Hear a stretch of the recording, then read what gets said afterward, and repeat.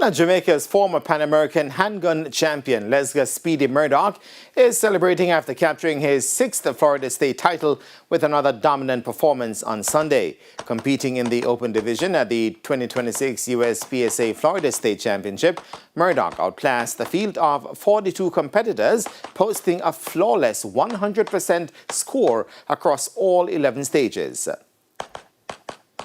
This tournament means a lot to me because I'm up against some good shooters, and if you make any mistakes, it can cost you the match.